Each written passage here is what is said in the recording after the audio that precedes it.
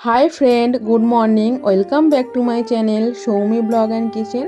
তোমরা সবাই কেমন আছো? সবাই নিশ্চয়ই খুব ভালো আছো। আমিও তোমাদের ভালোবাসায় খুব ভালো আছি। আজকে তোমাদের সাথে একটা রেসিপি শেয়ার করব, সেটা হলো গাছের টাটকা লাউ শাক দিয়ে বাঁধাকপি রেসিপি। এই রেসিপিটা গরম ভাতের সাথে খেতে দুর্দান্ত লাগে, তাছাড়া রুটি পরোটার সাথে খেতেও ভীষণ ভালো লাগে। এইটা একটা সম্পূর্ণ নিরামিষ রেসিপি। চলো তাহলে বন্ধুরা, তোমরা দেখতে থাকো রেসিপিটা আমি কিভাবে বানাচ্ছি। এখানে দেখো গাছের টাটকা লাউ শাক নিয়ে নিয়েছি। লাউ শাকটা আমি এবার কেটে নেব। গাছের যে কোনো টাটকা জিনিস তো খেতে ভীষণ ভালো লাগে, আর লাউ শাক তো খেতে আরও ভীষণ ভালো লাগে। তোমরা কে কে লাউ শাক খেতে ভালোবাসো আমাকে কমেন্ট করে জানিও। দেখো লাউ শাকটা এইভাবে কেটে নিতে হবে, ডাঁটাগুলো ভালোভাবে ছাড়িয়ে নিতে হবে। আর লাউ শাকটা কাটতে একটু দেরি হয়, কিন্তু খেতে ভীষণ ভালো লাগে। আমার তো ভীষণ ভালো লাগে। আর বন্ধুরা, তোমরা যদি এইভাবে লাউ শাক দিয়ে বাঁধাকপি কোনোদিন না খেয়ে থাকো, তাহলে এইভাবে একবার রান্না করে দেখো। খেতে ভীষণ ভালো হয়, ভীষণ টেস্টি হয়। গরম ভাতের সাথে তো খেতে খুবই ভালো লাগে, আর তোমাদেরকে তো বললাম রুটি পরোটার সাথে খেতেও ভীষণ ভালো লাগে। দেখো এইভাবে পাতাগুলো দু সাইড দেখে ভালোভাবে তবেই কাটতে হবে, কারণ লাউ শাকের মধ্যে একদম ছোট ছোট সবুজ সবুজ পোকা থাকে, যেগুলো একদম খুব ভালোভাবে না দেখলে বোঝা যায় না, শাকের সাথে মিশে থাকে। তাই এইভাবে ভালোভাবে দু সাইড দেখে ভালোভাবে ঝেড়ে নিয়ে তবে লাউ শাকটা কাটতে হবে। এইভাবে লাউ শাক খাওয়া খুবই ভালো, স্বাস্থ্যের পক্ষে খুব উপকার। আর যে কোনো শাকই খাওয়া স্বাস্থ্যের পক্ষে উপকার, শাক সবজি সবই। আর যদি হয় গাছের টাটকা জিনিস, তাহলে তো টেস্ট আরও বেশি ভালো হয়। বাজারের শাকের থেকে গাছের টাটকা জিনিসের স্বাদ বেশি ভালো হয়, বেশি টেস্টি হয়, খেতে ভীষণ ভালো লাগে। দেখো লাউ শাক তো আমার কাটা প্রায় হয়েই গেল। আর এখানে দেখো এক গামলা শাক হয়েছে, আর দেখো কাটার পরে কত সুন্দর ফ্রেশ লাগছে। আর লাউ শাকটা কাটতে তো অনেকটাই বেশি টাইম চলে গেছিলো, আর কাটতে অনেকটাই টাইম লাগে, কিন্তু খেতে তো ভীষণ ভালো লাগে। দেখো লাউ শাকটা কাটা আমার পুরো কমপ্লিট হয়ে গেল। এবার কি কাটবো তোমরা বন্ধুরা দেখতে থাকো, কেউ কিন্তু স্কিপ করো না, তোমাদের কাছে একটাই অনুরোধ। এই দেখো এবারে বাঁধাকপি নিয়ে নিয়েছি, বাঁধাকপিটা আমি এবার কেটে নেব। বাঁধাকপিটা আমি খুব বেশি ঝিরিঝিরি করে কাটবো না, বাঁধাকপিটা আমি একটু বড় বড় করে কাটবো, কারণ লাউ শাক দিয়ে বাঁধাকপি রেসিপিতে বাঁধাকপি একটু বড় বড় করে দিলে খেতে বেশি ভালো লাগে। এখন তো বাজারে নতুন বাঁধাকপি উঠে গেছে, আর বাঁধাকপি যেভাবেই রান্না করো, নিরামিষ বলো যে কোনোভাবেই রান্না করো, খেতে তো ভীষণ ভালো লাগে। আর দেখো এইভাবে বাঁধাকপিগুলো আমি কেটে নেবো। দেখো একটু বড় বড় করে কেটেছি, আরও বড় বড় করে দিলেও তোমরা দিতে পারো, বা তোমাদের ইচ্ছে মতন তোমরা কাটবে। বেশি ঝিরিঝিরি করে কাটলে শাকের সাথে পুরো মিশে যাবে, তখন ভালো লাগবে না। একটু বড় বড় করে দিলেই খেতে বেশি ভালো লাগবে। দেখো সব কিছু কাটা আমার কমপ্লিট হয়ে গেছে। দেখো শাকটা আমি ধুয়ে পরিষ্কার করে নিয়েছি, বাঁধাকপি দেখো কেটে ধুয়ে নিয়েছি দেখো। আর এখানে দেখো দুটো মিডিয়াম সাইজ আলু নিয়েছি, এইভাবে ডুমো ডুমো করে কেটে নিয়েছি। চলো তাহলে বন্ধুরা, তোমরা রেসিপিটা এবার দেখতে থাকো। দেখো এখানে গ্যাস জেলে কড়াই বসিয়ে দিয়েছি, কড়াইতে সরিষার তেল দিয়ে দিলাম। রান্নাটা আমি সরষের তেলেই করব, তোমরা চাইলে রিফাইন তেলেও করতে পারো, কিন্তু সরষের তেলে রান্না বেশি টেস্ট হয়। দেখো তেল গরম হয়ে গেছে, গরম তেলের মধ্যে আমি 5 ফোড়ন দিয়ে দিলাম, আর দুটো তেজপাতা দিয়ে দিলাম। 5 ফোড়ন আর তেজপাতাটা দেখো ভালো করে ভাজা ভাজা হয়ে গেছে, খুব সুন্দর একটা ফ্লেভার আসছে। এবার কেটে রাখা আলুগুলো আমি দিয়ে দিচ্ছি। দেখো সব আলুগুলো আমি দিয়ে দিলাম। এবার আলুগুলো ভালো করে লাল লাল করে ভেজে নেব।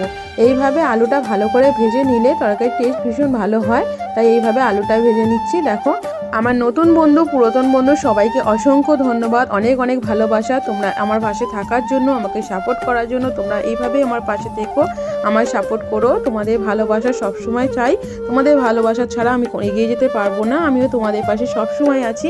দেখো এবার পরিমাণ মতো নুন দিলাম, নুন দিয়ে আরেকটু ভালো করে ভেজে নিলাম। এখন কিন্তু আমি আলুর পরিমাণ মতো নুনটা দিলাম। এবার দেখো আলুটা ভালো করে লাল লাল করে ভাজা হয়ে গেছে। এবার আমি বাঁধাকপিগুলো দিয়ে দিচ্ছি। এখন তো সময়ের বাঁধাকপি, এই বাঁধাকপিতে প্রচুর পরিমাণে জল বার হয়। এই বাঁধাকপিটা এতটা লাগছে, নাড়াচাড়া করতে করতে দেখবে বাঁধাকপিটা অনেকটা পরিমাণে কমে যাবে। নতুন কোনো বন্ধু যদি আমার রেসিপি দেখে থাকো, তাহলে আমার চ্যানেলটি সাবস্ক্রাইব করে পাশে থেকো, পাশে থাকা বেল আইকনটা ক্লিক করে নোটিফিকেশনটা অবশ্যই অল করে রাখবে, তাহলে আমি যখনই ভিডিও ছাড়বো তোমাদের কাছে পৌঁছে যাবে। দেখো এইভাবে নাড়াচাড়া করতে করতে সব বাঁধাকপিটাই আমি দিয়ে দিলাম। এইভাবে নাড়াচাড়া করতে থাকবো। বাঁধাকপি থেকে জল বার হয়ে হয়ে বাঁধাকপিটা অনেকটাই পরিমাণে কমে যাবে। তোমরা বন্ধুরা দেখতে থাকো, কেউ কিন্তু স্কিপ করো না। আমার রেসিপি কেমন লাগে বন্ধুরা আমাকে কিন্তু কমেন্ট করে জানাবে। আর দেখো বাঁধাকপিটা কতটা পরিমাণে কমে গেল, একদম কমে গেছে। দেখো আর কতটা বাঁধাকপি দিয়েছিলাম, আর কতটা বাঁধাকপি হয়ে গেল দেখো। এবার আমি বাঁধাকপির পরিমাণ মতো নুন দিচ্ছি। দেখো আলুর পরিমাণ মতো নুন আমি আগেই দিয়েছিলাম আলু ভাজার সময়। এবার বাঁধাকপির পরিমাণ মতো নুনটা দিলাম, নুন দিয়ে আরেকটু ভালো করে ভেজে নিচ্ছি। এবার দেখো কিছু মশলা আমি অ্যাড করে দেবো। দেখো 1 চা চামচ হলুদ গুঁড়ো দিয়ে দিলাম, 1/2 চা চামচ লাল লঙ্কা গুঁড়ো দিলাম, আর 1/2 চা চামচ জিরে গুঁড়ো দিলাম। আর কোনো মশলা আমি অ্যাড করব না, এই সামান্য মশলাতেই আমার রেসিপিটা হয়ে যাবে। আর শাকের তরকারিতে এমনি অল্প তেল মশলাতেই রেসিপিটা ভালো হয়। মশলাটা বাঁধাকপির সাথে এইভাবে ভালো করে কষিয়ে নিতে হবে। যত ভালো করে কষাবে তত ভালো খেতে টেস্টি হবে। তোমরা কে কে লাউ শাক দিয়ে এইরকম বাঁধাকপির রেসিপি খেয়েছো আমাকে কমেন্ট করে জানাবে, আর কে কে খাওনি সেটাও কমেন্ট করে জানাবে। আর কোনো দিন যদি না খেয়ে থাকো তাহলে বন্ধুরা আমার রেসিপি থেকে একবার হলেও ট্রাই করে দেখো, খেতে ভীষণ ভালো লাগবে। দেখো মশলাটা বাঁধাকপির সাথে ভালো করে কষানো হয়ে গেছে। এবার আমি সামান্য পরিমাণে জল দেব। লাউ শাকটা না দিলে আমার বাঁধাকপির তরকারিতে জল দিতে লাগতো না, কারণ লাউ শাকটা দেবো, ডাঁটাগুলোও সিদ্ধ হবে, তাই সামান্য পরিমাণে জল দিলাম। কারণ লাউ শাক থেকেও জল বেরোবে, তাই বেশি জল দিলাম না, সামান্য পরিমাণেই দেখো জলটা দিয়ে ভালো করে নেড়ে চেড়ে দিলাম। দেখো জল দিয়ে ভালো করে তরকারিটা নেড়ে চেড়ে দিয়েছি। এবার দেখো কেটে রাখা লাউ শাকগুলো দিয়ে দিচ্ছি। লাউ শাকটাও কমে যাবে, কারণ লাউ শাকটা একদম কচি আর খুব সহজেই লাউ শাকের তরকারি হয়ে যায়, খুব তাড়াতাড়ি সিদ্ধ হয়ে যায়। দেখো লাউ শাকটা সব দিয়ে দিলাম। এবার দেখো লাউ শাকের পরিমাণ মতো একটু নুন দিয়ে দিলাম। নুন দিয়ে একটু হালকা নেড়ে ছেড়ে দেবো, কারণ এখন কড়া দেখো ভর্তি হয়ে গেছে, কিন্তু একটু ঢাকা দিলেই লাউ শাকটা পুরো কমে যাবে, অনেক কমে যাবে, কারণ সব শাক আছে, ডাঁটা বেশি নেই। ডাঁটা থাকলেও ডাঁটাগুলো কচি ডাঁটা, একদম খুব সহজেই সিদ্ধ হয়ে যাবে। দেখো এইভাবে হালকা হালকা করে নেড়ে ছেড়ে দিচ্ছি। ঢাকা দিলে লাউ শাক থেকে প্রচুর পরিমাণে জল বার হবে আর শাকটাও প্রচুর পরিমাণে কমে যাবে। দেখো এইভাবে হালকা করে নেড়ে ছেড়ে দিতে হবে আস্তে আস্তে। এবার আমি 5-6 মিনিটের জন্য ঢাকা দিয়ে দিচ্ছি। ঢাকা দিলে দেখবে কতটা কমে যাচ্ছে। দেখো আমি ঢাকা দিয়ে দিলাম। এবার দেখো 5-6 মিনিট পর আমি ফিরে এলাম। এবার ঢাকাটা খুলে দেখবো লাউ শাকটা কতটা কমেছে। তোমাদেরকে বন্ধুরা দেখাচ্ছি, দেখো লাউ শাকটা কতটা পরিমাণে কমে গেছে। এবার দেখো তরকারিটা আমি একটু নেড়ে ছেড়ে দেবো। দেখো এইভাবে নেড়ে ছেড়ে দিতে হবে। লাউ শাক দিয়ে বাঁধাকপির এই রেসিপিটা বন্ধুরা তোমাদের কেমন লাগলো অবশ্যই কিন্তু আমাকে কমেন্ট করে জানাবে। আর রেসিপিটা যদি ভালো লেগে থাকে তাহলে লাইক কমেন্ট আর চাইলে একটু শেয়ারও করে দিতে পারো। এবার বন্ধুরা তরকারিটা আমি একটু ফোড়ন দিয়ে দেবো, তার জন্য আমি একটা পাত্রে তরকারিটা নামিয়ে নেব।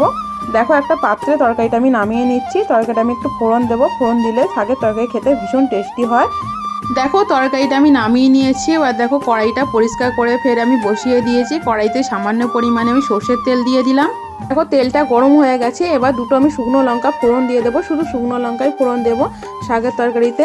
এর আগে তরকারি বসানোর সময় আমি 5 ফোড়ন আর তেজপাতা দিয়ে দিয়েছিলাম। আর শুকনো লঙ্কাটা আলাদা ফোড়ন দিচ্ছি। শুকনো লঙ্কাটা আলাদাভাবে এইভাবে ফোড়ন দিলে খেতে বেশি ভালো লাগে। দেখো শুকনো লঙ্কাটা ভাজা ভাজা হয়ে গেছে, খুব সুন্দর ফ্লেভার আসছে। এবার তরকারিটা আমি ঢেলে দিলাম।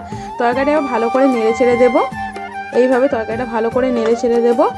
বন্ধুরা তোমরা যখন রেসিপিটা দেখবে একটা লাইক দিয়ে দেখা শুরু করো। রেসিপি দেখার শেষে একটা মিষ্টি করে কমেন্ট করে দিও।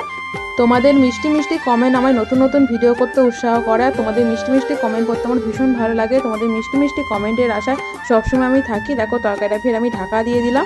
এবার কিছুক্ষণ পর ফিরে এলাম। ঢাকাটা খুলে দেখবো আলু আর লাউ শাকের ডাঁটা ভালোভাবে সিদ্ধ হয়েছে কিনা। দেখো এবার তরকারিটা আমি নেড়ে ছেড়ে দিচ্ছি। বন্ধুরা তোমরা দেখতে থাকো। দেখো আলু আর ডাঁটা সব সিদ্ধ হয়ে গেছে, তরকারিটা ভালোভাবে সিদ্ধ হয়ে গেছে। সামান্য পরিমাণে জল আছে, এই জলটা শুকিয়ে গেলে তরকারিটা পুরোপুরি রেডি হয়ে যাবে। এবার দেখো আমি 1/2 চা চামচ চিনি দিয়ে দিলাম। শাকের তরকারি একটু মিষ্টি মিষ্টি খেতে বেশি ভালো লাগে, তাই সামান্য পরিমাণে আমি চিনিটা দিলাম। দেখো চিনি দিয়ে তরকারির সাথে ভালো করে আমি মিশিয়ে দিলাম। দেখো তরকারিটা আমার পুরোপুরি কমপ্লিট হয়ে গেছে। এবার তরকারিটা আমি একটা পাত্রে নামিয়ে নেব। সম্পূর্ণ ভিডিওটি দেখার জন্য সবাইকে অসংখ্য ধন্যবাদ।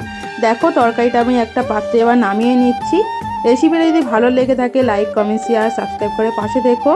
সবাইকে অনেক অনেক ধন্যবাদ আর অনেক অনেক ভালোবাসা সম্পূর্ণ ভিডিওটি দেখার জন্য। দেখো তরকারিটা আমি একটা পাত্রে নামিয়ে নিয়েছি। আর আজকের মতো ভিডিওটি আমি এখানেই শেষ করলাম। সবাই খুব ভালো থেকো, সুস্থ থেকো, টাটা।